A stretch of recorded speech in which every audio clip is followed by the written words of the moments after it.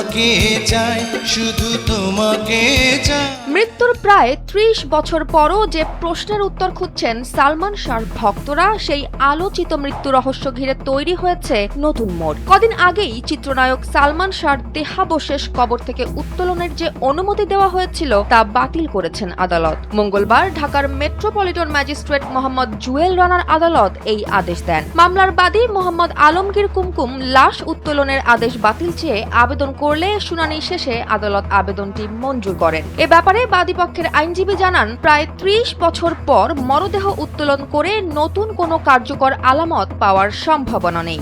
এমনকি এত বছর পর সেখানে হাড় ছাড়া বাকি আর কিছুই অবশিষ্ট থাকার কথা নয়। এছাড়াও ধর্মীয় অনুভূতিতে আঘাত এবং অনাকাঙ্ক্ষিত পরিস্থিতি তৈরি হওয়ার আশঙ্কা রয়েছে বলে এই আবেদন করা হয়। আবেদনে বলা হয়, সালমান শাহকে সিলেটের হযরত শাহজালাল রাদিয়াল্লাহু আনহুর মাজার প্রাঙ্গণে দাফন করা হয়েছে। সেখানে থাকা কবর থেকে দেহাবশেষ উত্তোলনের উদ্যোগে বাধা ও সংঘর্ষের পরিস্থিতি তৈরি হতে পারে বলে আশঙ্কা প্রকাশ করা হয়। এর আগে চলতি বছরের ২০ মে মামলার তদন্ত কর্মকর্তা সিআইডির পুলিশ পরিদর্শক মোহাম্মদ জিয়াউল মোর্শেদ আদালতে সালমান শাহর দেহাবশেষ উত্তোলন, সুরত হাল ও ময়নাতদন্তের অনুমতি চেয়ে আবেদন করেছিলেন। সেই আবেদনের পরিপ্রেক্ষিতে গত ২৪ মে আদালত দেহাবশেষ উত্তোলনের অনুমতি দেন। তবে শেষ পর্যন্ত সেই আদেশ বাতিল হয়ে গেল। ১৯৯৬ সালের ৬ সেপ্টেম্বর মাত্র ২৫ বছর বয়সে মারা যান বাংলা চলচ্চিত্রের জনপ্রিয় এই নায়ক। তার মৃত্যু ঘিরে শুরু থেকেই তৈরি হয়েছিল নানান প্রশ্ন ও